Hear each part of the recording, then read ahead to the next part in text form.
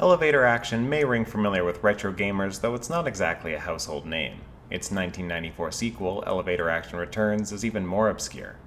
Perhaps this is because it didn't make it onto home consoles outside of Japan until Taito Classics Collection 2, 11 years after its initial release.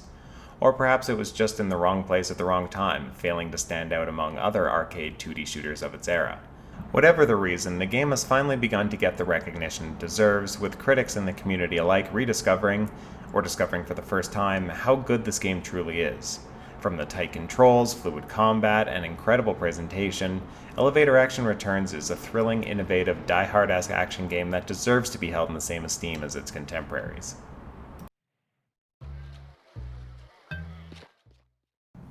Terrorists have come to town. Equipped, willing, and able, they sit just below the city's surface, waiting to do something. Politics aren't important here, but it seems they're probably up to some kind of communist, anarchist, fascist, revolutionary stuff that they shouldn't be. A strike team of 3 elite soldiers has been tasked with investigating and neutralizing the threat before the city falls under control of the terrorist new government thing. While in-game cutscenes and scripted events pepper the core gameplay with action movie caliber screen dazzlers, the motivation lies entirely in spurring more on-screen mayhem rather than telling an actual story, and that's just fine.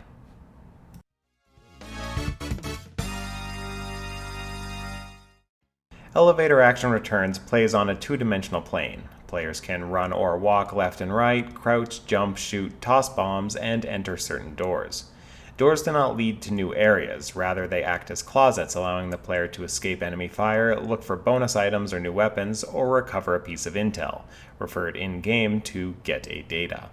Data, hidden behind red doors, are essential for progressing. If missed, the game will begin to sound a warning alarm highlighting the missed door. Blue doors contain bonus items which provide point boosts and weapon upgrades.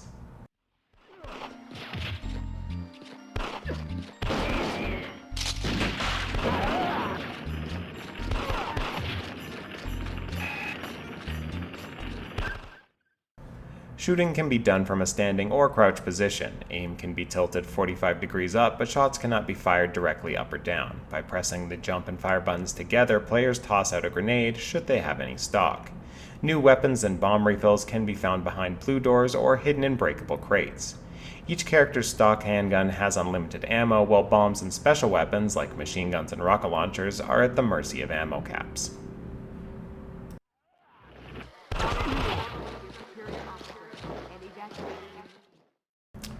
While only 2 buttons are utilized for play, Elevator Action Returns gunplay proves incredibly fun, fast, and deep. Environments are comprised of multi-level scaffolds, floors, and bridges connected by, not surprisingly, elevators. Unlike its 2D contemporaries, Elevator Action Returns is as much a down-scrolling affair as it is a side-scrolling one.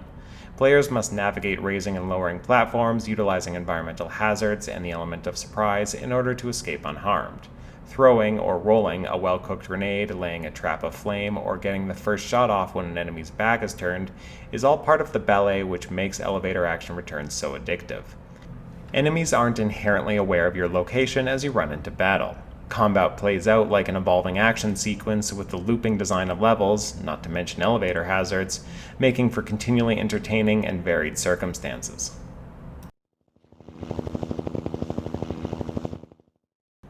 Though this vertically oriented action makes for some lively gunplay, it does have its drawbacks. You aren't always moving forward in Elevator Action Returns. In fact, sometimes you're just standing still, waiting for the elevator. Like any arcade shooter, practice makes perfect, and finding the optimal route through a level is a lot of fun. However, should you miss that one jump or shot, you may find yourself twiddling your thumbs, waiting for a ride.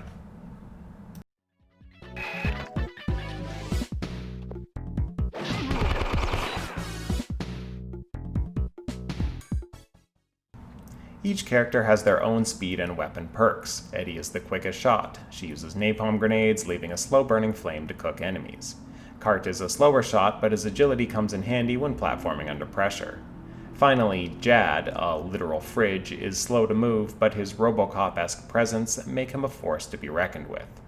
Each bomb type has its own special use, and no one character is best suited for every scenario. Eddie's napalm is great for keeping spawning enemies at bay, but Cart and Jad's grenades can be tossed onto a moving platform, clearing out a floor before you even step foot on it.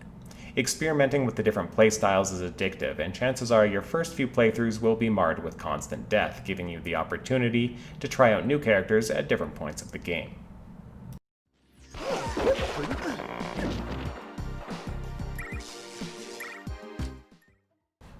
Elevator Action Returns is an absolute masterpiece of pixel art. The building detonation scene in level 1 sets the stage, letting you know this isn't your grandparents' elevator action. Characters move with incredible fluidity, reacting to different shots, hazards, and even the oh-so-satisfying elevator crushes. The constant barrage of acrobatics and firepower on-screen liven the hyper-detailed backdrops and parallax layers. While it's hard to draw your attention away from the shooting, stop and pause every once in a while to admire just how much detail is on screen and how many unique assets were built for each stage. The game is packed with crisp voice acting and loud sound effects, and the lively rock jazz soundtrack keeps things cool, but not too cool. Good, man. I'll get you next time.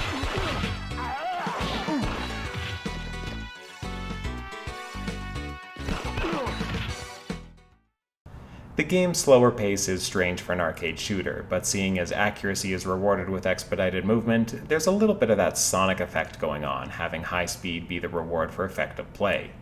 The smart level floor plans and satisfying gunplay too keep things lively, and waiting for an elevator now and then isn't much of an issue.